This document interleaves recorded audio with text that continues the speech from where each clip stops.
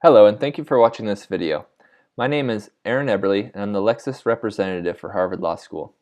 After this video, if you have any questions, feel free to reach out to me either through email or phone, or you can reach out to the student representatives who are on campus each day. Today's video is going to focus on the Hark problem. First, let's go ahead and get to Lexis Advance. And with any research assignment, whether it's for a 1L brief assignment or as you start to begin summer employment or as an attorney, it's always great to start with a secondary source. Secondary sources are great at kind of explaining the law, a little easier to understand than a case or a statute may.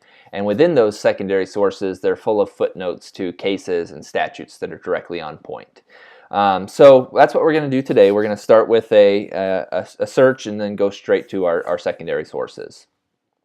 So for our example, if you remember, which I'm sure you all do, Hark was arrested for selling heroin. The defense argued entrapment, lost, appealed, and won a grant, or were granted a new trial.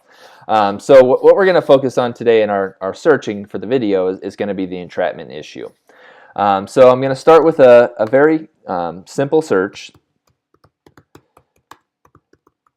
So I'm going to type in what constitutes entrapment. And before I actually hit the search button, you have the ability to narrow the search ahead of time using what we call filters. So if you click on this little filters box in the actual search, two that are very common are category and jurisdiction. Here, for the video purposes, we're only going to look at today cases and secondary materials. So I'm going to go ahead and click on those.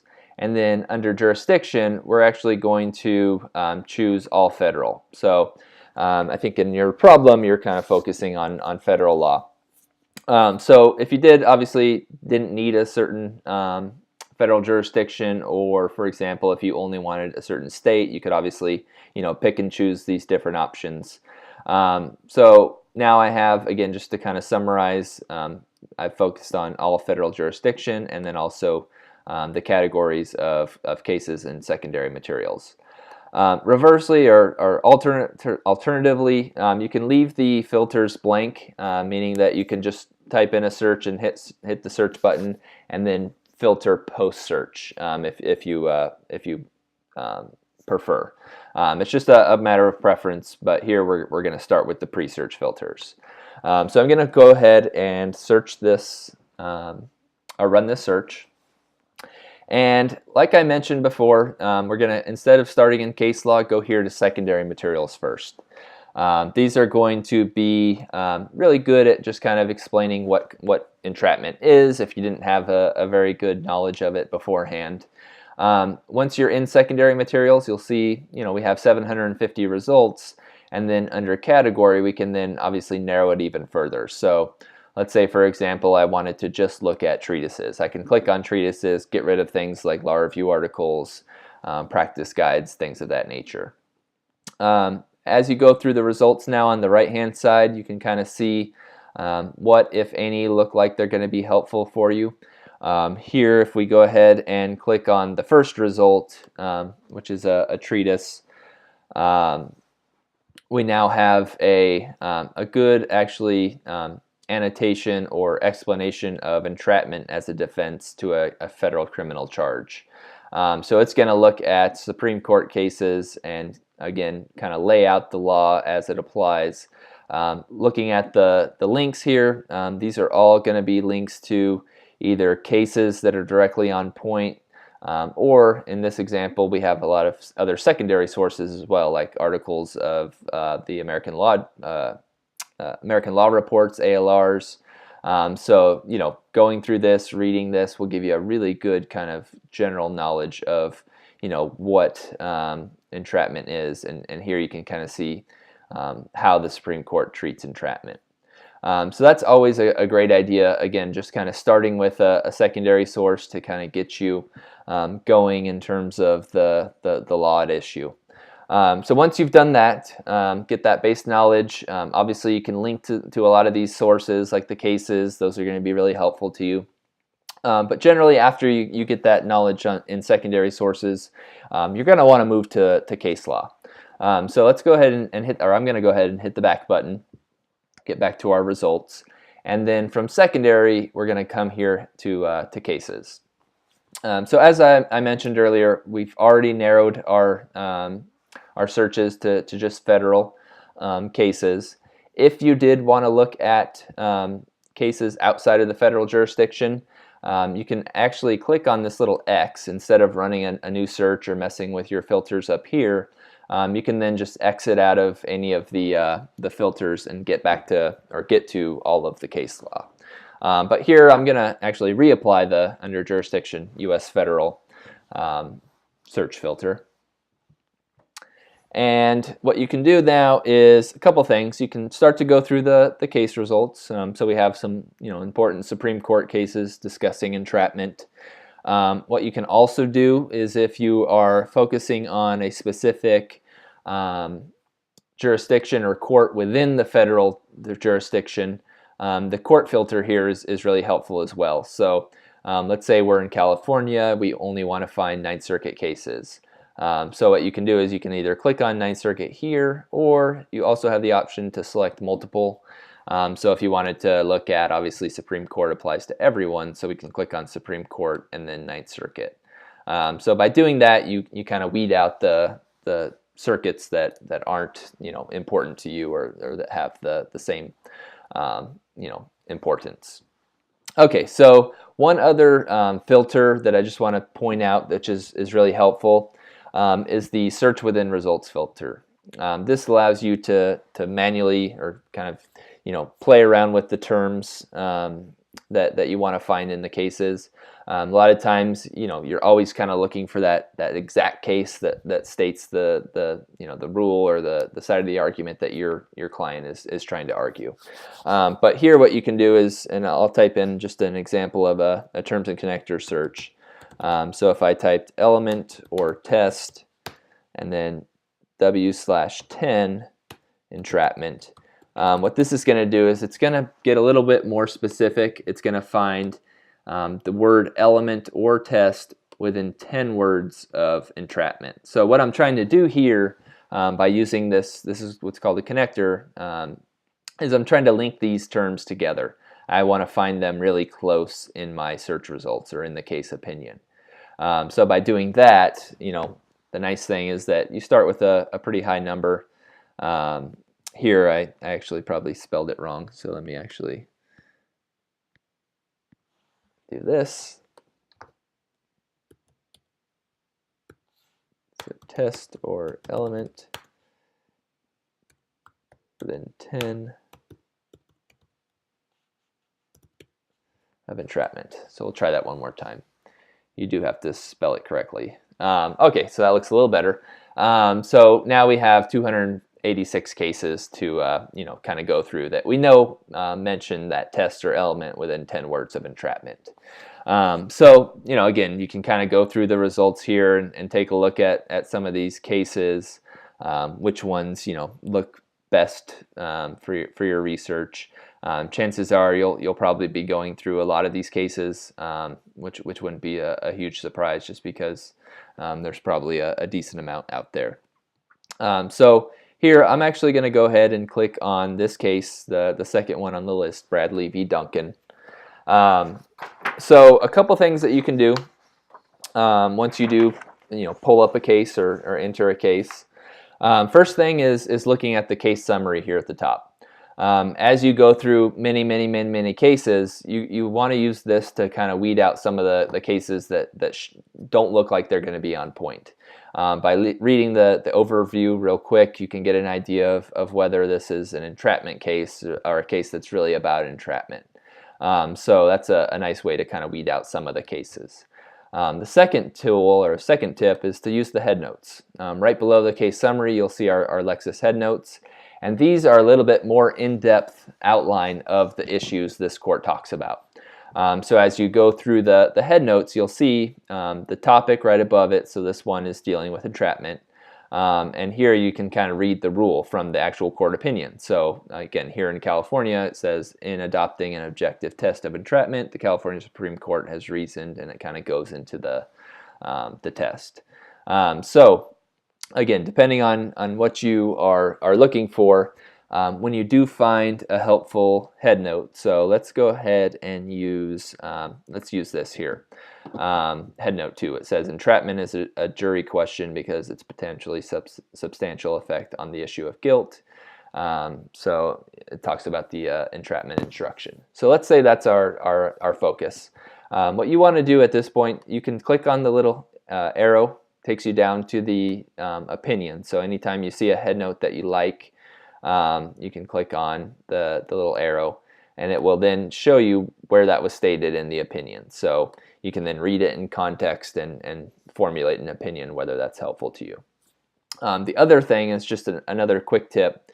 If you are planning on citing any authority, if you highlight the opinion and then hit this little copy button, that will give you the option to select a citation format. So you'll see, if you click on the drop down, a lot of different options. Standard is the 19th edition of the Blue Book, so you can click on Standard, hit select, and it will actually give you that citation with the pinpoint page where that came from. So you can see here that language that we highlighted came from page 1096. And then you can copy and paste this into your work product and move on. Okay, so now that we have, again, head note 2 looked pretty helpful. It was on point. We went down and read it. At this point, you now have a good case, or let's say it's an important case to you one way or the other. There's now 3 tools that you can use that I'll show you to help expand your case law research once you do have that important case in front of you. The first one is staying within the head notes here. In the actual head note topic here, you'll see, we're in entrapment. There's a little drop down or a little arrow that you can click on, and you'll see here the option to get documents.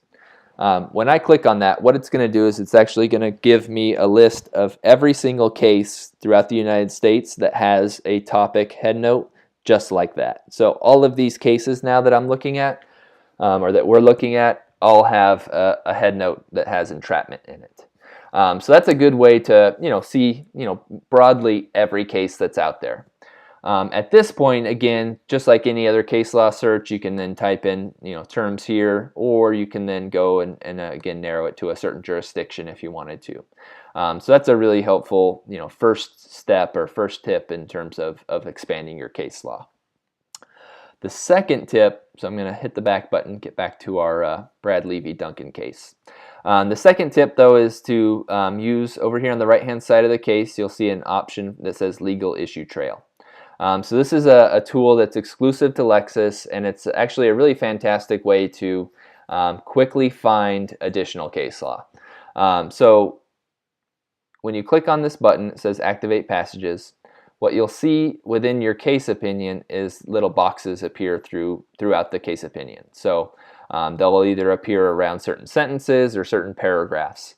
And what's great is if you see a paragraph or a sentence that you're going to use that was helpful for your research, all you literally have to do is click on the box, and it's going to give you a report and show you all of the related case law. So let me break it down a little bit. So we have here in this Legal Issue Trail report 5 total citations. So the first thing that you'll see, if there are any, are cases that Brad Levy Duncan, so your case that you just came from, if this is a case that they cited to state that issue or make that claim. So this is the background authority, basically. So very important to you as well.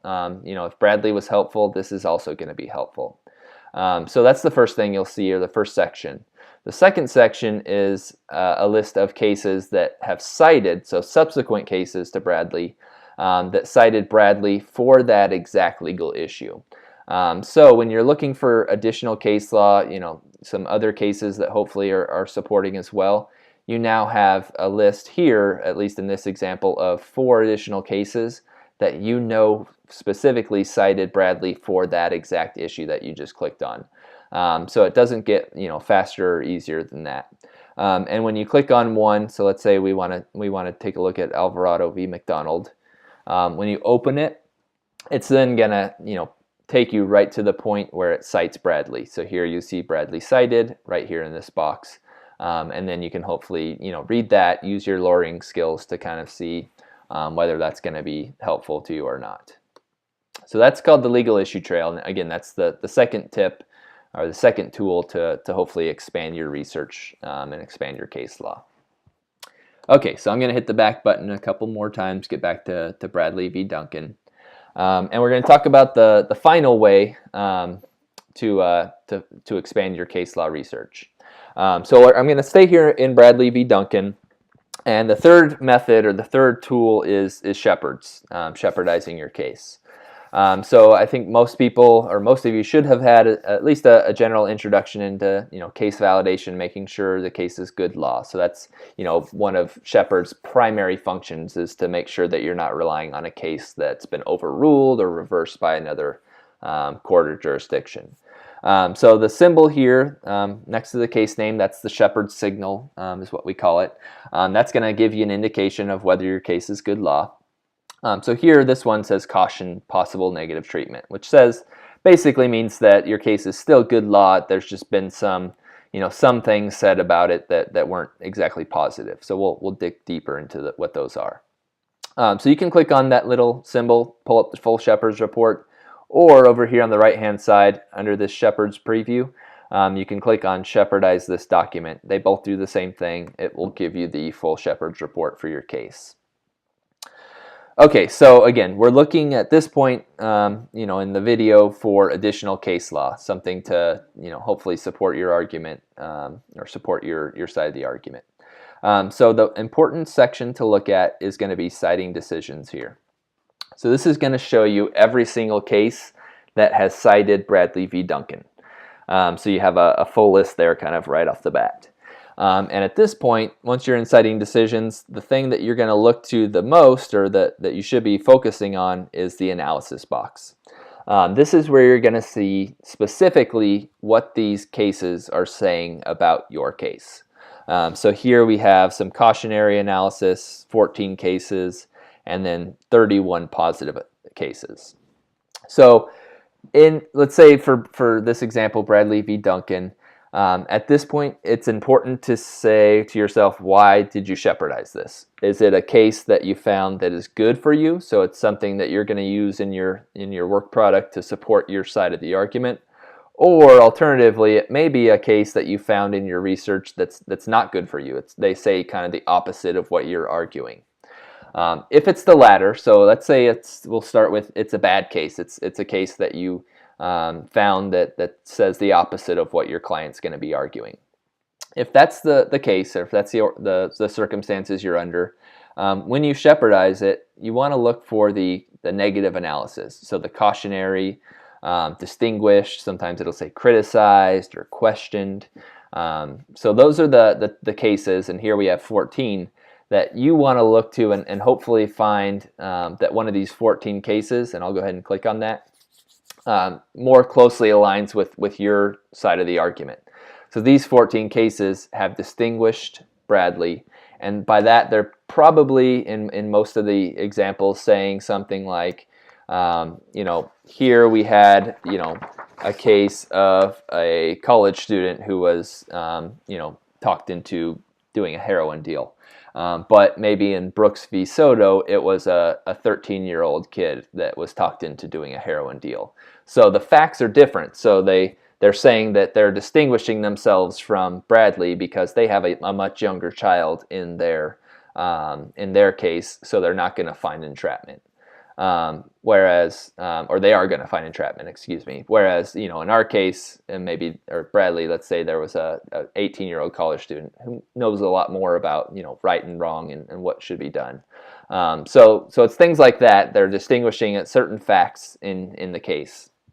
So what you can do is you can look through these cases, take a look at them, read them, and the nice thing is that they're going to take you, for example, here right to the discussion of Bradley. So it says what happened in Bradley, and then here you'll see the distinguishing language. So unlike in Bradley, the evidence at petitioner's trial did not support giving the instruction petitioner contends should have been given. So that's what was different. The evidence at the trial didn't support a certain instruction. So here again, you start to use your lawyering skills. Read the cases and what they're saying about your shepherdized case, and hopefully find some helpful analysis.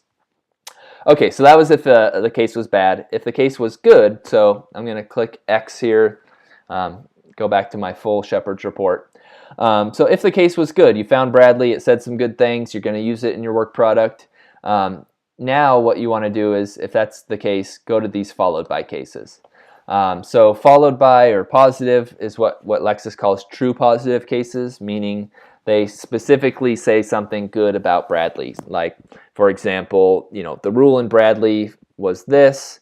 We're going to use the same rule in our case because we like it, and then analyzing their case. So these are potentially 31 additional cases that you can then cite to as more just kind of supporting authority of why you should win. So that's what you would do in that case if it's a good case for you. Okay, so that was pretty much it. Just real quickly, I wanted to show you those few things. Again, just kind of to recap, starting with a secondary source to get that base knowledge of the law and hopefully find some primary sources that will kind of get you started in your research. Then going to case law, using the filters and the tools kind of within the cases to figure out if they're helpful. And then once you find a good case, using either the head notes, the legal issue trail, and Shepherd's, or most likely all three, to just make sure you're finding all of the cases that are important to your issue. So if you do that, you keep seeing the same cases over and over, that's usually a good sign. That means that you're probably done with your research, and then you can write a fantastic brief. But again, let's go back here to the home page. Again, if you have any questions after watching this video, feel free to reach out to myself or the student reps. And you're also going to be rewarded for watching this video. So, Lexis rewards points, you'll get enough for a $5 Amazon gift card.